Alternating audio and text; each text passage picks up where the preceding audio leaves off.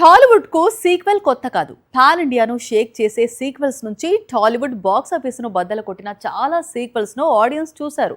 కానీ 2018లో super hit అయిన ఓ సినిమాకు ఇప్పుడు సడన్ గా సీక్వెల్ తీసుకొస్తున్నారు.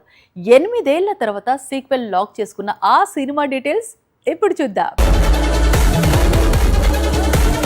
పెళ్లి చూపులు లాంటి తొలి చిత్రంతోనే ప్రతిభ గల దర్శకుడిగా పేరు తెచ్చుకుని ఆ వెంటనే ఈ నగరానికి ఏమైంది లాంటి యూత్ఫుల్ సబ్జెక్ట్ తీసి ఇంప్రెస్ చేశాడు.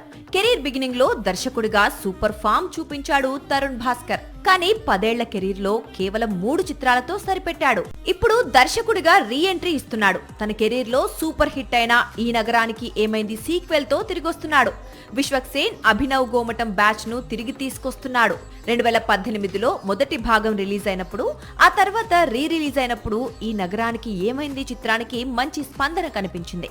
అందుకే సీక్వెల్ ను అంచనాలు అందుకునే విధంగా తెరకెక్కించాడు తరుణ్. నవంబర్ 19న ఈ చిత్రం రిలీజ్ అవుతోంది. ఈ నగరానికి ఏమైంది విజయం దర్శకుడిగా తరుణ్ భాస్కర్ కు ఎంత కీలకమో హీరో విశ్వక్సేన్ కు అంతే అవసరం. గామి తర్వాత విశ్వక్ కు సక్సెస్ లేదు. లైలా, ఫంకీ డిజాస్టర్స్ గా నిలవడంతో ఈ నగరానికి ఏమైంది సీక్వెల్ పై చాలా హోప్స్ పెట్టుకున్నాడు. సినిమా విజయాన్ని సాధిస్తే తరుణ్ కూడా దర్శకుడిగా మరింత బిజీ అయ్యే అవకాశాలే ఎక్కువ. సాక్షి టీవీ ప్రసారాలను నిలిపివేయటం చట్టరీత్యా నేరం. సాక్షి టీవీ ప్రసారాల కోసం మీ స్థానిక కేబుల్ ఆపరేటర్ను వెంటనే సంప్రదించండి. DTH లో ఇంటర్నెట్ లో కూడా సాక్షి టీవీ ప్రసారాలను వీక్షించవచ్చు.